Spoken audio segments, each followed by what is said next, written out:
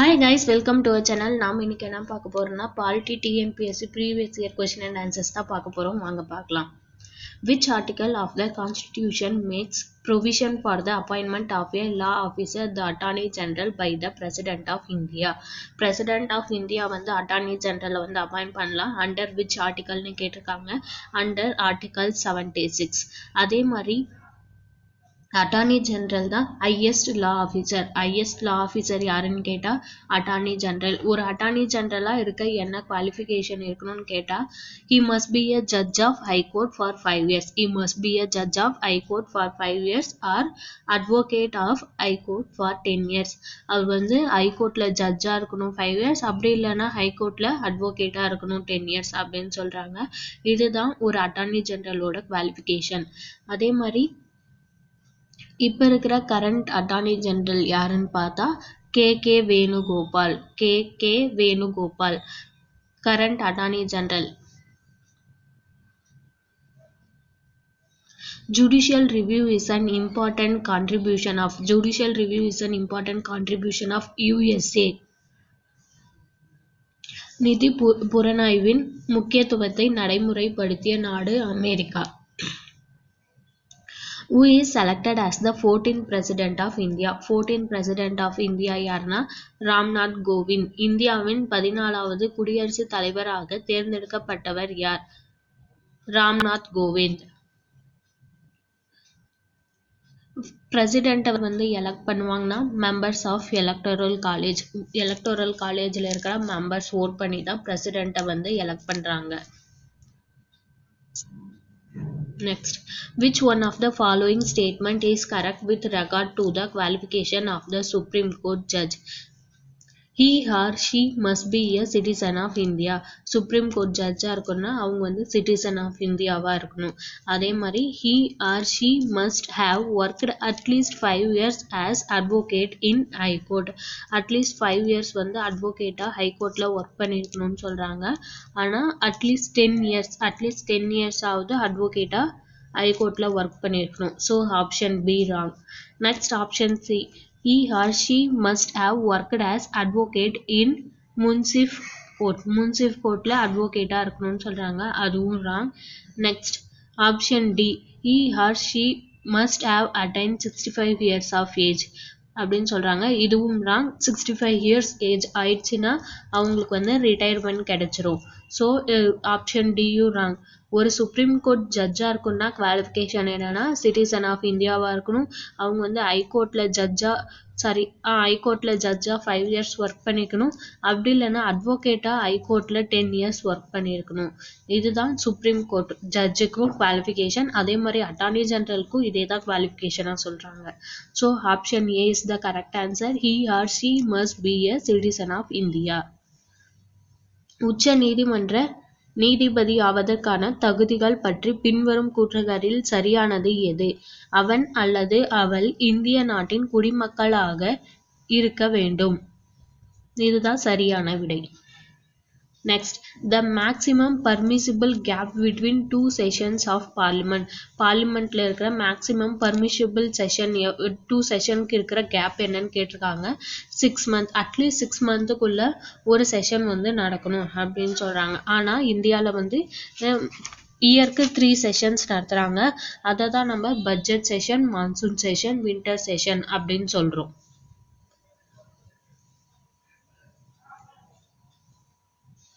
Next, which of the following statement is or correct?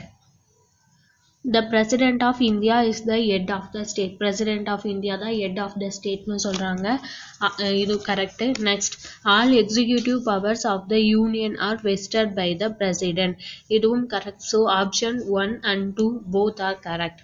பின்வருவனவற்றுள் சரியானதை தெரிவு செய்க. குடியரசுத் தலைவர் நாட்டின் தலைவர் ஆவார். நாட்டின் நிர்வாக அதிகாரங்கள் யாவும் குடியரசுத் தலைவரிடம் உள்ளது. 1 மற்றும் 2 சரி. Reason and assertion. The Vice President presides over the meeting of the Council of States. துணை குடியரசுத் தலைவர் மாநிலங்களவை கூட்டங்களை தலைமை ஏற்கிறார். கவுன்சில் ஆஃப் ஸ்டேட்ஸ் மீட்டிங்கோட ஹெட்டா யார் இருக்காங்கன்னா வைஸ் பிரசிடென்ட். ஸோ இது correct. He is elected by council of states. Vice president elected by council of ஸ்டேட்ஸ்னு சொல்கிறாங்க. இது வந்து wrong. Vice president elected by electoral college members. So option B வந்து ரீசன் வந்து wrong. Option C is the correct answer. A is true, R is false. Vice President தான் Council of States மீட்டிங்கோட ஹெட்டாக இருக்காரு. அதே மாதிரி அவர் வந்து யார் எலெக்ட் பண்ணுறாங்கன்னா elected by electoral college. Electoral காலேஜில் இருக்க மெம்பர்ஸ் தான் அவரை எலெக்ட் பண்ணுறாங்க. So option A is assertion is true, reason is false. Option C is the correct answer. How many members are nominated for Rajya Sabha? பிரசிடென்ட்டால் ராஜ்சபாக்கு எத்தனை members வந்து nominate ஆகுறாங்கன்னா 12 மெம்பர்ஸை வந்து president வந்து nominate பண்ணுவார் ராஜ்சபாக்கு. அது வந்து ஃபார் 6 இயர்ஸ் 6 வருஷத்துக்காக அவர் நாமினேட் பண்ணுவார். என்னது arts, literature, science and social சர்வீஸில் பெஸ்ட்டாக சிறந்து விளங்குறவங்கள வந்து நாமினேட் பண்ணுறாரு. இதை வந்து யார் வந்து நாமினேட் பண்ணுவாங்கன்னா பிரசிடென்ட் தான் 12 மெம்பர்ஸ் வந்து நாமினேட் பண்ணுவாங்க.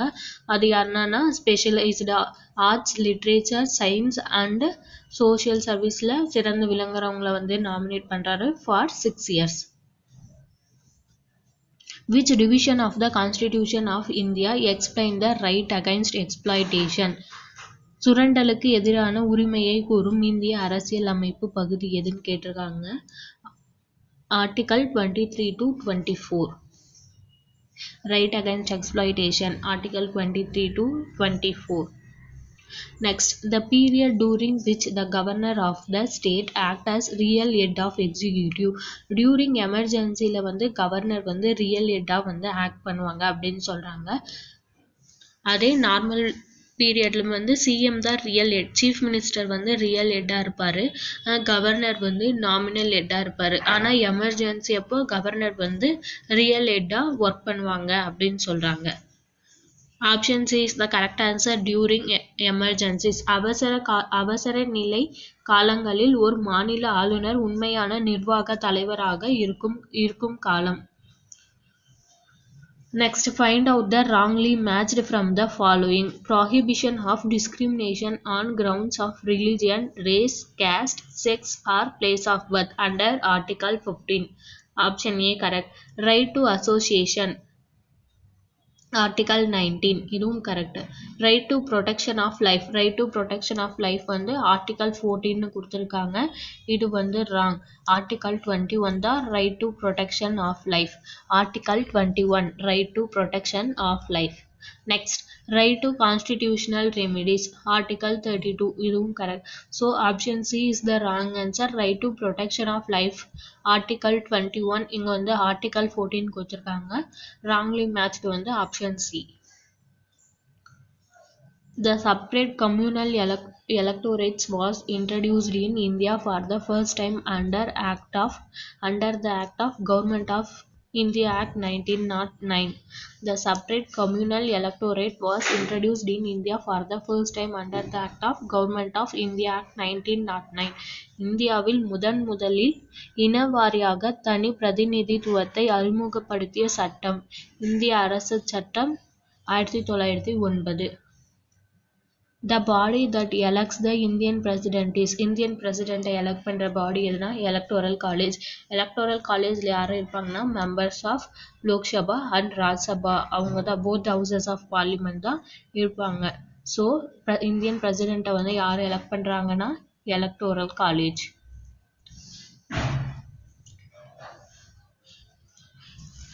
Next, which is wrong statement about rule of law?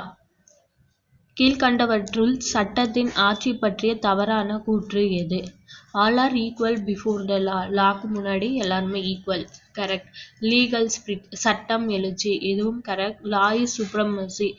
Supremacy. சட்டம் வந்து மேன்மையானதுன்னு சொல்றாங்க. அதுவும் correct. Special status to officials. Special status to officials. அதிகாரிகளுக்கு சிறப்பு தகுதின்றது wrong.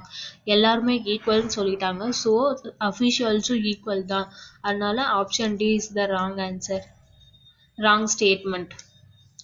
Answer எதுனா option D. Next, which one of the following feature is not in the parliamentary system? Parliamentary systemல இல்லாத feature எது அப்படின்னு சொல்றாங்க.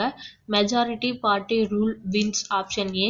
இது correct answer. Majority party தான் rule பண்றாங்க. Next, option B. Leadership of prime minister. Prime minister leadership. Next, option C. Dissolution of lower house. கீழவையை கலைக்கும் அதிகாரமும் இருக்கு. Option D single executive. Single executive ஒற்றை தலைமைன்றது இல்லை. அதனால option D. Next, doctor P V. Rajamannar committee was set up in 1969. Rajamannar committee வந்து எதுக்கு வந்து செட்டப் பண்ணாங்கன்னா ஆரம்பிச்சாங்கன்னா to review the centre and state relation. சென்டருக்கும் ஸ்டேட் கவர்மெண்ட்க்கும் ரிலேஷன்ஷிப் எப்படி இருக்குன்னு பார்க்கறதுக்காக தான் ராஜமன்னார் கமிட்டியை வந்து ஃபார்ம் பண்ணுறாங்க. So option A is the correct answer. மத்திய மாநில உறவுகளை ஆய்வதற்கு.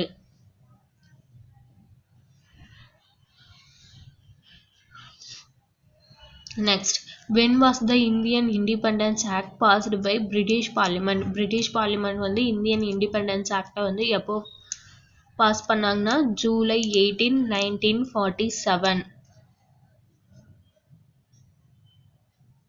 Article 51A of the Indian Constitution deals with. Article 51A of Indian Constitution எதை பற்றி சொல்லுதுன்னா ஃபண்டமெண்டல் டியூட்டிஸ், அடிப்படை கடமைகள். விதி அரசியலமைப்பு. இந்திய அரசியலமைப்பு விதி 51A அடிப்படை கடமைகள் பற்றி கூறுகிறது. Which article of the Indian Constitution granted powers to President of India to nominate 2 members from Anglo-Indian community to Lok Sabha? எந்த ஆர்டிக்கல் வந்து பிரசிடென்ட்க்கு வந்து ஆங்கிலோ இந்தியன் கம்யூனிட்டிலேருந்து லோக்சபாக்கு 2 மெம்பர்ஸை வந்து நாமினேட் பண்ணலான்னு சொல்லுதுன்னா ஆர்டிக்கல் 331. விதி 331. The concept of judicial review was borrowed from. Concept of judicial review வந்து Indian கான்ஸ்டிடியூஷன்ல வந்து borrow பண்ணி வச்சிருக்காங்க. அது யார்கிட்ட இருந்துன்னா அமெரிக்கா USA இருந்து தான் நாம் வந்து கடன் வாங்கி borrow பண்ணி வச்சிருக்கோம். How many members were nominated by the British in the cabinet mission in 1946? 3 members.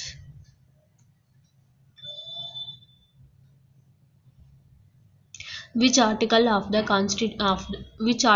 the Indian Constitution says that the state shall provide free and compulsory education to all children of the age of 6 to 14 years in such a manner as the state may determine? Indian கான்ஸ்டிடியூஷன்ல எந்த article கீழே சொல்றாங்க 6 to 14 ஏஜ்குள்ள இருக்கிற சில்ட்ரனுக்கு compulsory education இருக்கணும்ட்டு அப்படின்னு கேட்டிருக்காங்க. Under article 21A. Next, who is regarded as father of all India service? Father of all India service னு யாரை சொல்றாங்கன்னா Sardar Vallabhbhai Patel. The 59th Amendment Act 1988 provided that necessary restriction could be imposed on. 59வது அரசியலமைப்பு சட்ட திருத்தம் 1988 மக்களின் எந்த உரிமை மீது தடைகளை விதித்தது? தனிநபரின் வாழ்வு மற்றும் சுதந்திர உரிமை. Liberty of individual and life. Option A தான் correct answer. Next, the number of benches of Central Administrative Tribunal in India. Central Administrative Tribunal இந்தியாவில் வந்து எத்தனை பெஞ்சஸ் இருக்குன்னு கேட்டுறாங்க. 17 பெஞ்சஸ் and 21 சர்க்கியூட் பெஞ்சஸ் வந்து இருக்கு. அவ்வளோதான் கைஸ் இந்த வீடியோவில். இதே மாதிரி அப்கமிங் வீடியோஸ் பார்க்க மறக்காம நம்ம சேனலை சப்ஸ்கிரைப் பண்ணிடுங்க. தேங்க்யூ.